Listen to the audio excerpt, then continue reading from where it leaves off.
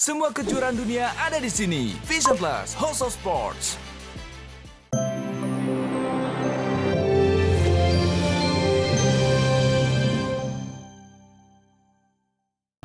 Keterangan ahli ini tidak sesuai dengan dakwaan. Jadi ya kalau misalnya memang kasus ini dipaksakan untuk menuntut dan memvonis saya secara berat, saya jamin tindakan saya akan panjang dan lebih tajam lagi.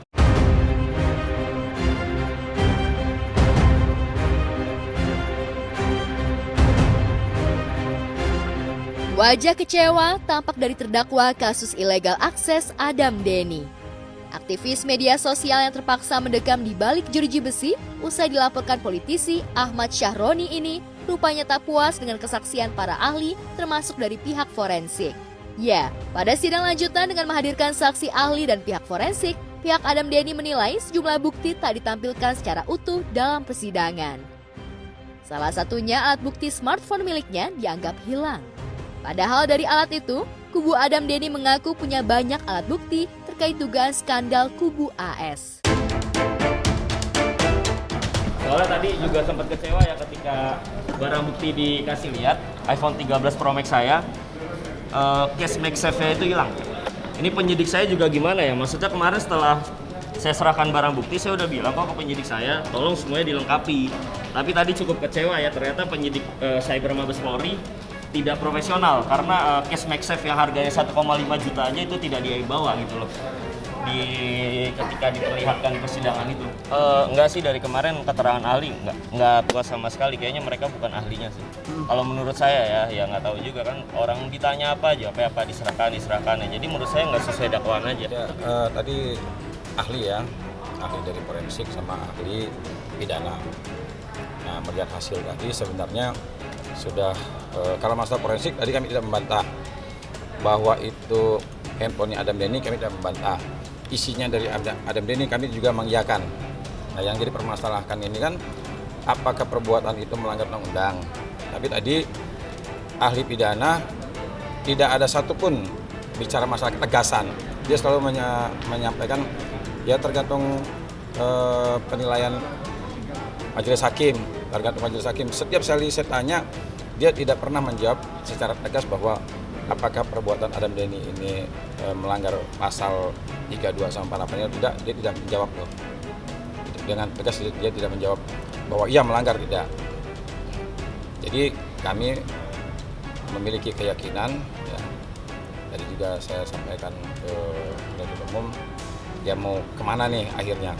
Tapi tadi Adam Denny bilang, dia juga menyimpulkan bahwa semua saksi, fakta maupun saksi ahli tidak ada yang mendukung penuh dakwaan penuntut umum. Jadi kami masih punya keyakinan bahwa Adam Denny harusnya idealnya bebas. Saksi yang diajukan oleh penuntut umum itu kan harusnya memperkuat dakwaan kan. Kalau seandainya dia ngalor ngidul atau tidak memperkuat dakwaan, kami anggap itu justru tidak memperkuat dakwaan. Simpel aja kalau kami. Sehingga kami tidak perlu juga mengajukan saksi ahli atau saksi fakta. Saksi fakta juga sama kok, termasuk pelapor sendiri. Kawan sore ini pada saat saya tanya itu kan dia tidak menjawab juga apakah ada dokumen terkait harta penyelenggaraan negara bersifat rahasia. Dia dengan tegas menjawab tidak ada rahasia. Tidak, kalau tidak ada rahasia. Terus milik dokumen juga milik Nimade. Jadi saksi fakta maupun saksi ahli itu tidak ada yang memperkuat dakwaan penuntut umum. Jadi menurut kami, ya kami punya keyakinan harusnya bebas.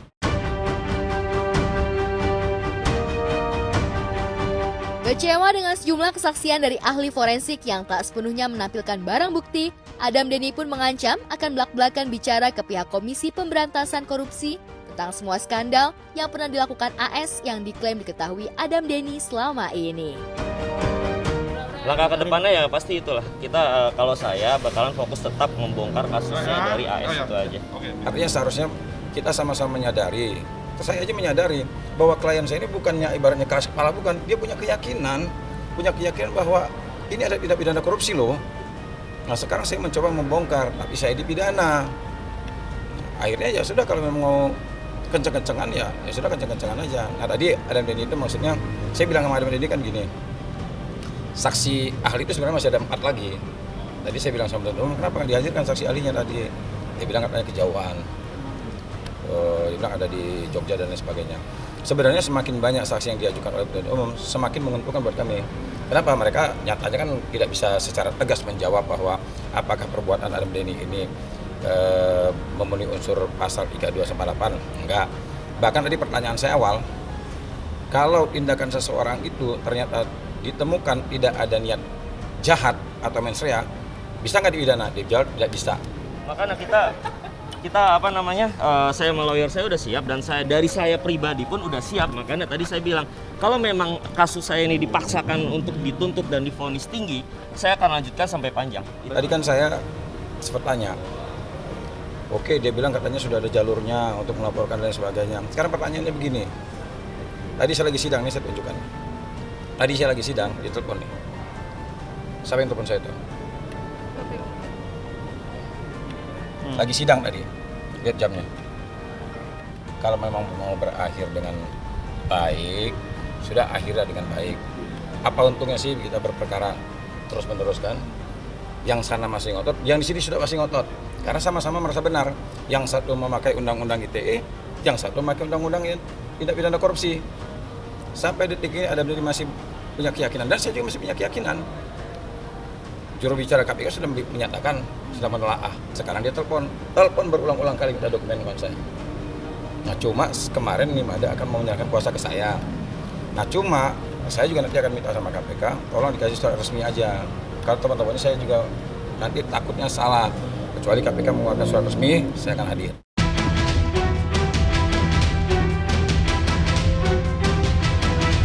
Selain tak puas dengan keterangan saksi ahli, Adam Denny menganggap kasus yang menjeratnya seolah cenderung dipaksakan. Tapi jika kemudian ia akan dituntut dengan hukuman berat, ia sesumbar berjanji akan membongkar semua praktik syarat skandal dari seterunya politisi yang disebutnya berinisial AS. Iya, persiapan ke depan kita tetap lah, maksudnya ini kan pemeriksaan terdakwa kan minggu depan kan ya. Itu saya jamin akan saya buka semuanya nanti di depan persidangan. Teman-teman media juga nanti pastikan aja meliput, karena memang hanya di sana kesempatan saya untuk berbicara panjang lebar. Karena kan tahu sendiri ketika saya selesai sidang saya dikirim masuk ya kan. Dilihat aja lah maksudnya sikap-sikap di PN Utara ini bagaimana gitu. Mas Adam, untuk lanjutannya nih yang kasus di KPK gimana sih? Iya, kelanjutan kasus KPK besok di follow up sama kuasa hukum saya, nanti silakan ditanya lagi aja. Karena tadi pas di persidangan pun KPK telepon, saya lihat sendiri, nanti tinggal tanya ke lawyer saya aja. Tapi kalau seandainya perkara ini ibaratnya menurut kami terlalu dipaksakan juga, ya saran saya nih, Adam ini pasti akan ngelawan. Silakan aja dia jangan lawan. Kalau seandainya tuntutannya ini tinggi, apalagi putusannya sampai memberatkan, Adam ini pasti banding. Dan ini menurut kami ya, penasihat hukum, yang pertama akan merusak para penggiat-penggiat media sosial lainnya. Bagaimana mereka mau memberikan informasi terhadap dugaan tindak pidana korupsi kalau seandainya transmisi seperti ini dipidana. Bahaya ini. Besok-besok pejabat-pejabat negara, kalau seandainya dokumen yang diduga memiliki muatan kejahatan, begitu ditransmisikan, dilaporkan semua orang, bisa membungkam. Nah ini itu satu. Yang kedua, ya, ini pasti akan mengganggu juga karirnya si pelapor. Ya makin panjang dia. Ada ini pasti akan banding, akan mengganggu juga karirnya pelapor. Jadi saran saya, apalagi kan kemarin sidang itu sempat bersalaman-salaman. Udahlah, apa yang kita panjang-panjang, dan juga ngapain juga penegak hukum baik penuntut umum maupun majelis hakim memaksakan perkara seperti ini. Ya, sementara Adam Denny masih harus berjuang melawan seterunya politisi yang juga dijuluki Crazy Rich Priok. Nindi Ayunda yang kini tengah menjalin asmara dengan seorang pria tajir dikabarkan tengah dilanda gelisah. Pasalnya, sang kekasih berinisial MD dikabarkan tengah dilaporkan oleh orang yang mengaku korban atas dugaan pemukulan yang dilakukannya Januari 2022 silam di kawasan Kemang, Bangka, Jakarta Selatan. Kasus laporan tindak kekerasan terhadap seorang berprofesi security ini, kabarnya menurut pihak kepolisian setempat akan digelar perkaranya Kamis siang ini. Lantas, akankah kekasih Nindi akan segera ditetapkan sebagai tersangka? Atau sebaliknya, akan bebas?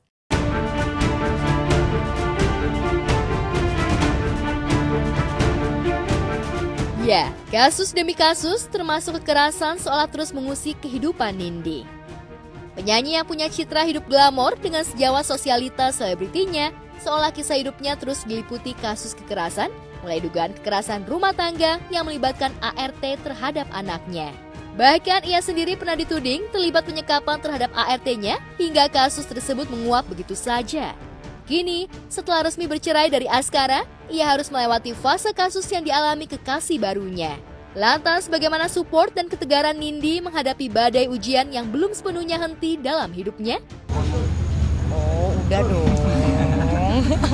Tapi udah move on sekarang. Oh, udah dong. Harus move on dong. Ada pendamping baru kan? Ada aja. Ada siapa tuh adanya? Ada.